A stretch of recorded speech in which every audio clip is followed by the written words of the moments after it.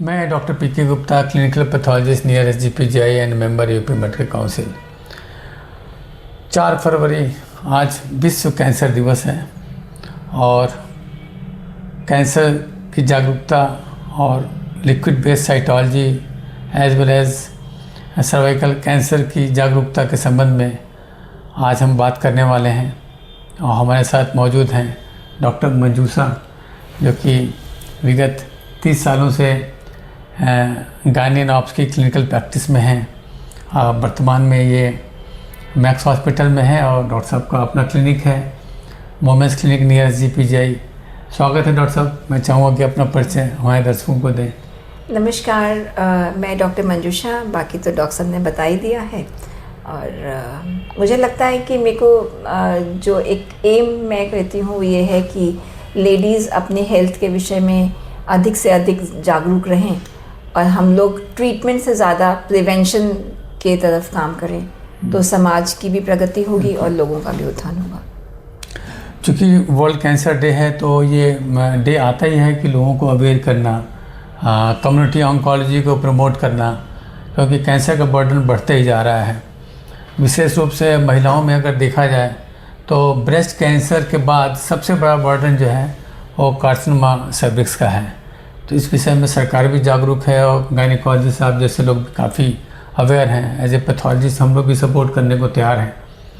तो cancer prevention में जो सबसे कॉमन यानी कि सेकंड मोस्ट कॉमन जो कैंसर सर्विक्स है, इसकी डिटेक्शन, इसके प्रिवेंशन के बारे में हम बात कर रहे हैं। और एक टेक्निक है लिक्विड बेस्ड साइटोलॉजी। मैंने सोचा कि क्यों ना वर्ल्ड कैंसर डे के दिन इस पर्टिकुलर जो टेक्निक है इस विषय में डॉक्टर मंजूषा से बात किया जाए। तो सीधे प्रश्न पे आते हैं डॉक्टर साहब, सर्वाइकल कैंसर का इंसिडेंस क्या है और ये क्या है एक आम लोगों के लिए, ऐसा आप अपने शब्दों में बताएं। देखिए, हिंदुस्तान में सर्वाइकल कैंसर महिलाओं में होने वाला सबसे कॉमन कैंसर है। और इस कैंसर की सबसे ख़ास बात यह है कि ये कैंसर होने से 10, 15, 20 साल पहले हम लोग प्री कैंसर की स्थिति में इसको पकड़ सकते हैं। यहीं पे हमारा रोल आता है लिक्विड बेस्ड साइटोलॉजी का, जिसको पहले हम लोग पैप्समियर नाम से जानते थे। अब थोड़ी सी एडवांस टेक्नोलॉजी हो गई है। तो अगर हम लोग सभी महिलाओं को जो कि 25 साल से अधिक की एज की हैं और सेक्सुअली एक्टिव हैं या थीं, उनका ये टेस्ट हर 3 साल में करें तो हम लोग अपने देश से कैंसर को भगा सकते हैं। बिल्कुल बिल्कुल बिल्कुल। हम लोग कैंसर सर्विक्स फ्री इंडिया के लिए एम कर सकते हैं। बहुत बड़ी बात कही आपने डॉक्टर साहब, क्योंकि हर साल जो कैंसर डे मनाया जाता है उसका एक थीम होता है और इस बार का थीम है यूनाइटेड बाय यूनिक। इसका मतलब ये है कि जो कैंसर्स हैं, जो पेशेंट के जो अनुभव है, हर मरीज़ अपने तरीके से उसको रिएक्ट करता है। तो वो प्रॉब्लम उस मरीज़ की अपने अपने तरीके से है, लेकिन एक साझा एक चुनौती है सारे हेल्थ केयर प्रोफेशनल्स, डॉक्टर्स और पैरामेडिक्स ये मिल के उसको कैसे कंट्रोल किया जाए, इस पे बात होनी है। इसीलिए इस बात का नाम दिया गया यूनाइटेड बाय यूनिक, यानी कि हम सब यूनाइटेड हैं। तो इसी संबंध में डॉक्टर साहब मैं जानना चाहूँगा कि ये जो कैंसर सर्विक्स का जो इंसिडेंस है, जो मेरी जानकारी है कि प्रति वर्ष 1.2 से 1.3 लाख नए केसेस रिपोर्टेड होते हैं और साथ में लगभग 25 से 30 हज़ार मौतें होती हैं। तो बड़ा भयावह आंकड़ा है। तो इसी बात को ध्यान में रखते हुए गवर्नमेंट ने भी कहा कि भाई HPV वैक्सीनेशन यानी कि ह्यूमन पेपिलोमा वायरस का इंसिडेंस या कोरिलेशन देखा गया है कैंसर सर्विक्स में। लगभग 80 to 90% जो कॉज है वो ह्यूमन पेपिलोमा वायरस है। तो इस बारे में एक वैक्सीनेशन के भी ड्राइव चल रहा है। तो इस बारे में थोड़ा सा आप बताएं अपने दर्शकों को। देखिए, ये एक ऐसा कैंसर है जो कि एक वायरस से होता है। ज़्यादातर 98% केसेस में ये कैंसर HPV वायरस की वजह से होता है और ये वायरस सेक्सुअली एक्वायर्ड है, यानी यौन संबंध के थ्रू बॉडी में पहुंचता है। तो इसीलिए जो लोग कभी सेक्सुअली एक्टिव नहीं रहे हैं, जैसे कि जो नन्स होती हैं, उनमें ये कैंसर नहीं देखा जाता है। ये कैंसर शादीशुदा लोगों में और ख़ास तौर से जिनकी जल्दी शादी हो या जिनके मल्टीपल पार्टनर्स हो या जो सफाई का ध्यान न रखते हो, उन लोगों में देखा जाता है। तो ये जो HPV वैक्सीन अब आया है, ये वैक्सीन इस वायरस को आने से रोकता है। तो अब तो गवर्नमेंट की भी ड्राइव चल रही है इस वैक्सीन को लगाने के लिए। सरकारी अस्पतालों में मुफ्त मिलता है और प्राइवेटली भी आप इसको लगा सकते हैं। तो हम लोग ये आमतौर से सलाह देते हैं कि लड़कियों को 12 to 16, 12 से 16 साल की किशोरावस्था में इसके लगाना चाहिए। 16 साल तक की बच्चियों को 2 डोज लगाई जाती हैं, लेकिन 16 के बाद अगर हम लोग लगाते हैं तो 3 डोज लगाई जाती हैं, और ये लाइफ लॉन्ग आपको अच्छी खासी इम्यूनिटी देती हैं, लगभग 95% तक। राइट। तो इसलिए इस वैक्सीन को दिया जाना तो एक बहुत अच्छी डॉक्टर साहब ये इंजेक्टेबल है? ये इंजेक्शन है जो बहुत ज़्यादा इसमें दर्द तो नहीं होता? इसमें कॉमन धारणा है कि वैक्सीन बच्चों को लगाने में थोड़ा सा हमको लगता है कि भाई कहीं रिएक्शन ना हो जाए, तो ऐसा तो नहीं?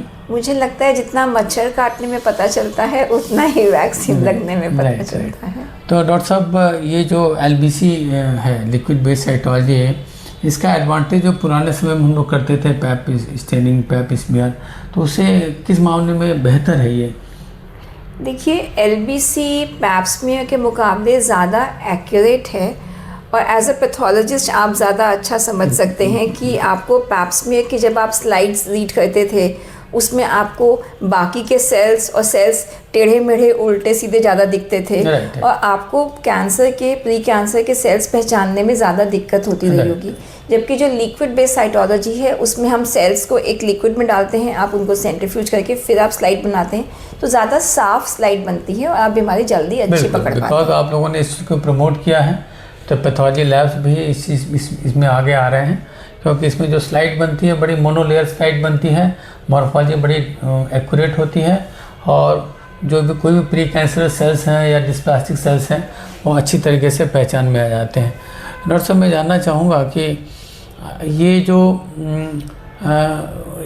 किस एज ग्रुप में ये हम लोग को टेस्ट कराना चाहिए? जैसे 30 ईयर्स से लेके 65 का एक रेंज है, इसके पीछे क्या लॉजिक है कि सेक्सुअली एक्टिव फीमेल्स हैं इसलिए उसमें ज़्यादा? देखिए, सेक्सुअली एक्टिव फीमेल्स का ही ये टेस्ट होना है। जिसको सेक्सुअल एक्सपोजर नहीं हुआ है उसकी हम लोग एक सामाजिक और एक डॉक्टरी तहत हम उस लड़की के विजाइना में हम लोग इंस्ट्रूमेंट या फिंगर से टेस्ट नहीं कर सकते हैं। होना ये सेक्सुअली एक्टिव में ही है, और 25 साल से पहले करने का ऐसा कोई एडवांटेज नहीं है। तो 25 साल से ऊपर की एज में ही होना है, और इंडिया में हर 3 साल में इसको होने की रिकमेंडेशन है। हालांकि वेस्ट में हर 5 साल में है, क्योंकि वहाँ पे इसका इंसिडेंस कम है, हमारे यहाँ ज़्यादा है। डॉक्टर साहब सैंपल कलेक्शन की जो टेक्निक है, इसमें जो एक आपके पास एक कंटेनर होता है, ब्रशेस होते हैं, तो कलेक्शन में बहुत ज़्यादा पेन तो नहीं होता है ऐसा, मतलब प्रोसीजर करने में? ये बिल्कुल पेन फ्री प्रोसीजर है। बस आपको रिलैक्स करना है। आधा मिनट का समय लगता है सैंपल लेने में। हम लोग बहुत डेलिकेटली अंदर से देखते हैं और एक स्पेकुलम एक लगा के एक ब्रश से सैंपल निकालते हैं। पेन नहीं होता है। राइट। तो ये भ्रांति थी कि भाई ये प्रोसीजर क्योंकि कैंसर से जुड़ा हुआ तो कहीं पेनफुल ना हो, तो ये आपने अच्छी बात बताई। तो डॉक्टर साहब अगर मान लीजिए कि साइटोलॉजी में कुछ प्री कैंसरस सेल्स दिख रहे हैं, तो उसके बाद का क्या अप्रोच होगा आपका? देखिए, अगर प्री कैंसर सेल्स में आप लोग हमको बता पाते हो कि इन्फेक्शन लग रहा है या प्री कैंसर लग रहा है। अगर इन्फेक्शन लग रहा है तो हम लोग इन्फेक्शन ट्रीट करने के बाद में दोबारा सैंपल लेते हैं। लेकिन अगर प्री कैंसर सेल लग रहा है तो हम लोग उसकी एक बायोप्सी करते हैं। बायोप्सी भी ओपीडी प्रोसीजर है। उसमें भी ऐसा विशेष पेन नहीं होता है, लेकिन हाँ 1-1.5-2 मिनट की डिस्कम्फर्ट होती है।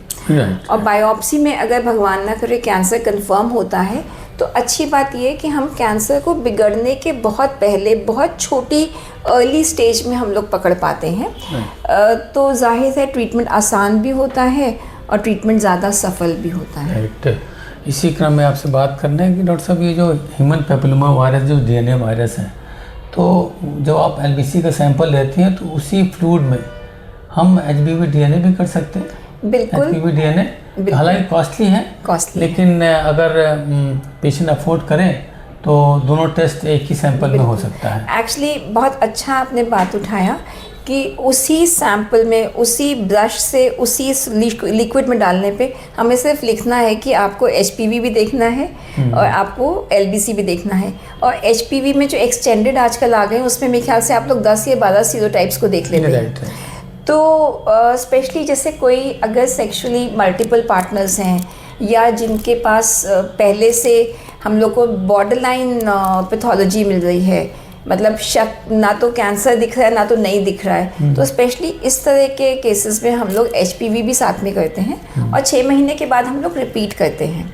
तो अगर रिपीट में हमारा HPV क्लियर हो गया है तो जाहिर है 6 महीने के बाद हम वापस जब LBC करेंगे तो हमारा वो भी हमें क्लियर हो सकता है दिखे। अच्छा, तो फॉलोअप में आप टेस्ट कराती हैं HPV DNA दोबारा? 6 मंथली हम लोग अगर HPV DNA पॉजिटिव आया है तो उसमें हमें रिपीट टेस्ट करवाना है। आपको इसका मतलब ये नहीं लेना है कि कैंसर हो गया और बचदानी निकाल दें। But high chances of malignancy?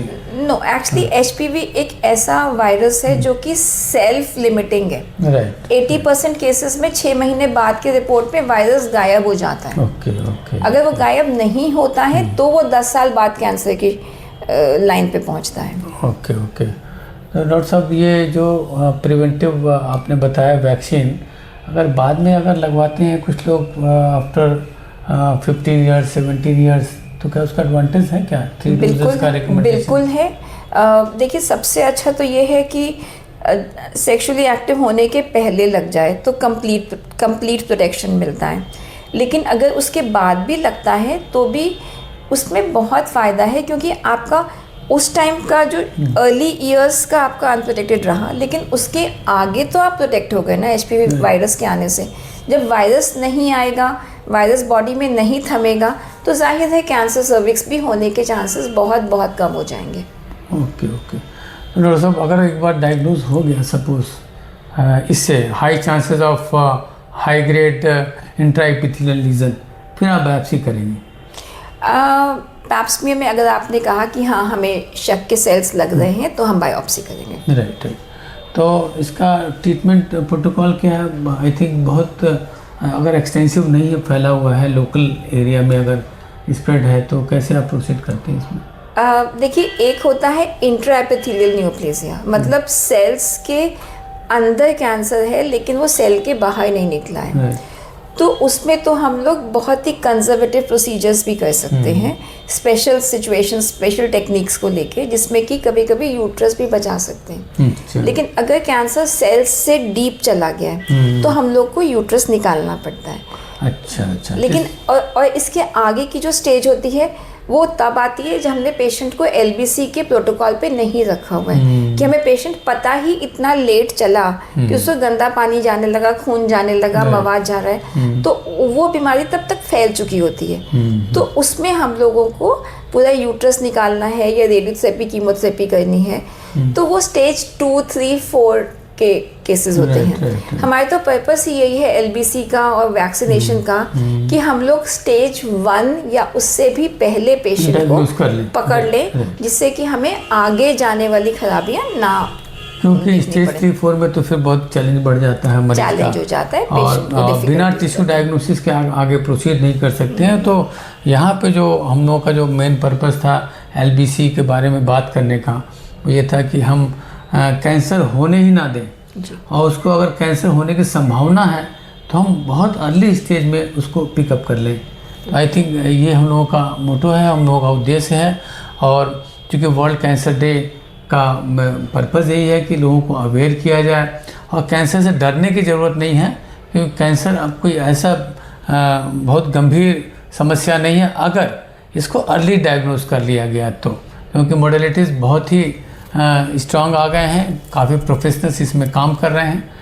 तो बहुत ज़्यादा समय न लेते हुए बस एक चीज़ और आपसे पूछना चाहूँगा कि कार्सिनोमा सर्विस या सर्वाइकल स्क्रीनिंग के अलावा और आपका कौन सा सब्जेक्ट है जिसमें आप काम करती हैं?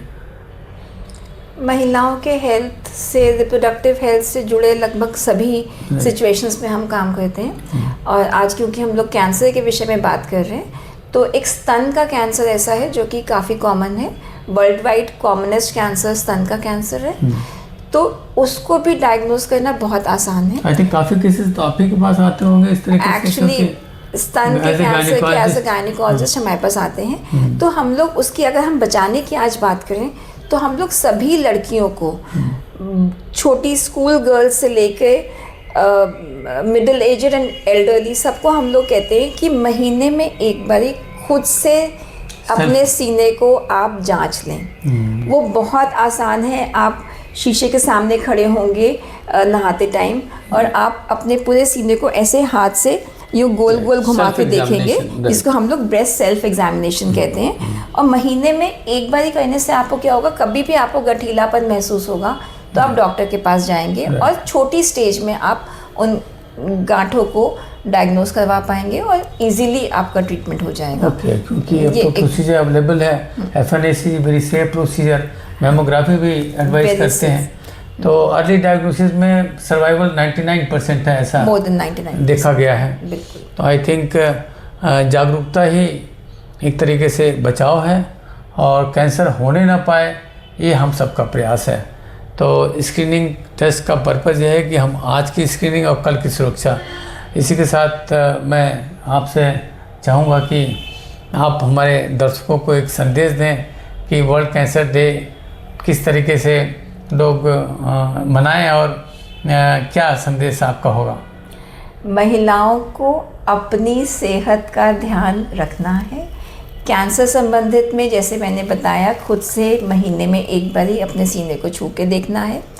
जो हाई रिस्क फैमिलीज़ की लेडीज़ हैं, उनको 1 साल या 2 साल में एक बार ही ब्रेस्ट का अल्ट्रासाउंड या एक्सरे करवाना है। सर्वाइकल कैंसर के लिए ये है कि आप बच्चियों को जब वो कॉलेज में जाएं, उनसे पहले सर्वाइकल कैंसर की वैक्सीन लगवा दें, और 3 साल में एक बारी LBC की जांच आप अवश्य करवाएं। और बच्चेदानी के अन्य रोग जो कि मासिक बिगड़ने से संबंधित होते हैं, जब इस तरह की कोई परेशानी होती है तो प्लीज़ खुद से इलाज करने की कोशिश ना करें। कुछ भी डाउट है तो एक बार डॉक्टर से मिलें, जो कि हम लोग देख के जल्दी से जल्दी आपका डायग्नोसिस करके प्रॉपर ट्रीटमेंट कर सकें। थैंक यू डॉक्टर साहब for this podcast. Thank you.